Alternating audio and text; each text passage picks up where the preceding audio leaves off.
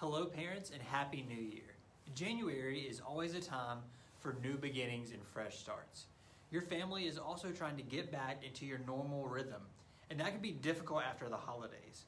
You're getting back to work, the kids are heading back to school, and the question that most families are asking in the new year is, how can we get back to normal?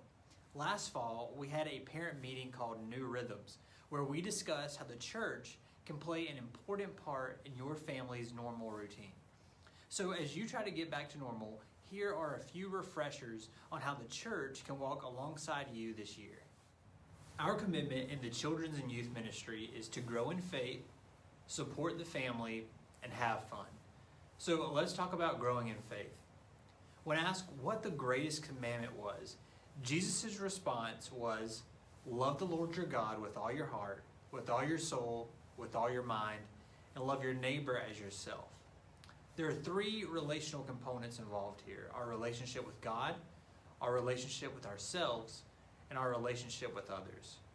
Our hope is that throughout your child's experience here at First Baptist, that we're building a sense of wonder for who God is and how they relate to God, that we're helping them discover who they are and who they're meant to be, and we're growing a sense of passion in them to serve others, to seek justice, and to be part of God's story. As we seek to support the family, we recognize that you are your child's primary spiritual influence. From a practical standpoint of time, yearly, parents are going to spend about 3,000 hours with their children. First Baptist is going to spend about 40 to 50 hours with your child. So we have a different kind of influence than you do. As a parent, you have authoritative influence. From the moment they're born, you have an unconditional relationship with the opportunity to reveal God's character to your child. The church has more of a relational influence over time. We're bonding as leaders who love them and friends who care for them. When we both understand the difference that we can make together, and we surround your child with a support system that's going to see them through the best days and the worst, that's how we set them up for success. And we can't forget about fun. Fun is a great way to build relationships, make memories, and grow. If they're having fun, they'll want to bring friends. They'll talk about those memories at school, and others will want to be a part of it. Fun also helps us bond as a group. Our teenagers describe our youth group as a family, and I think it is so wonderful that they feel that way. We also know how difficult life can be, and yes, we have tough conversations and we create space at church to be real and share our struggles. But to have had a horrible day and to be able to show up and smile and laugh for a bit and forget everything else going on, it can really make a big difference in the life of a child. So how can we accomplish these three objectives together? A few things: programming, parent cues, milestones, special events, and social media. Our programs are designed around the school calendar year to help children and students grow in their faith in a practical way. What they're learning here is very intentional when it comes to your family rhythm. As your child's primary spiritual influence, you will spend the most time this year with your children. What we're doing is setting you up for spiritual wins with your kids at home. We're starting the conversation with them, and we want to help you continue it throughout the week at home.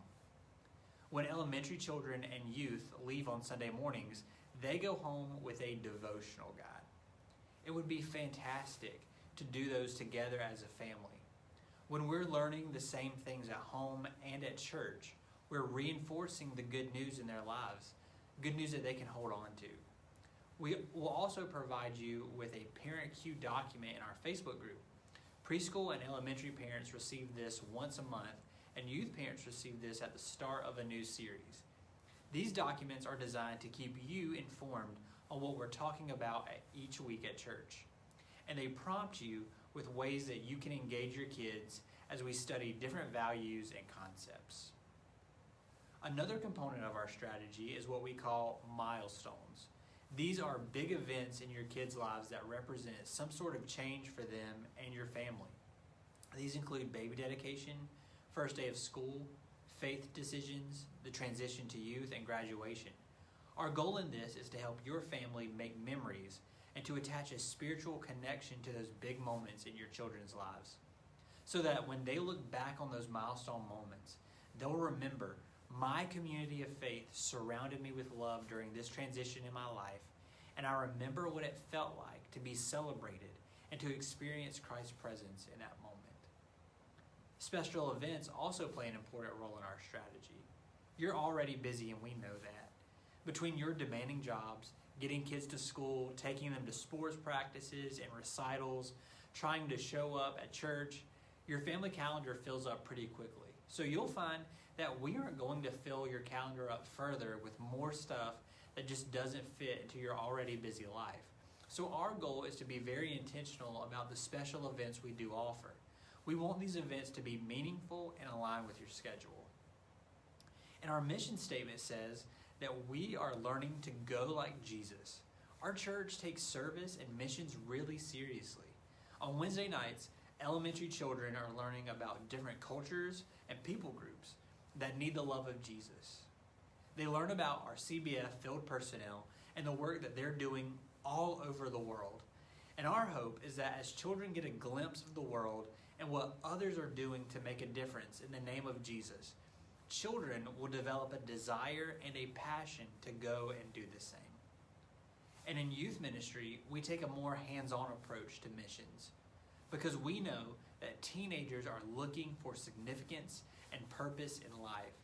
And it speaks to them on a deeper level when they can actually get their hands dirty and make a difference.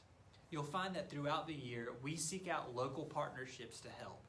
You'll also find that we try to make sure that the service opportunities we're involved with fit into the schedule that we've already established.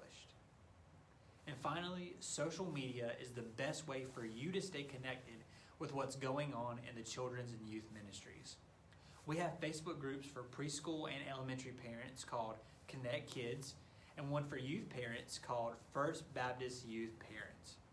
This is where I post parent cues. You'll find information on the monthly values that we're going over for kids or series overviews for youth. I'll ask for schedules there so that I know when your kids are participating in sports and other activities. You'll also find that I post podcasts and blogs occasionally, especially if there's something relevant for you that pertains to a topic we're discussing with the kids or the teenagers. I love to share those.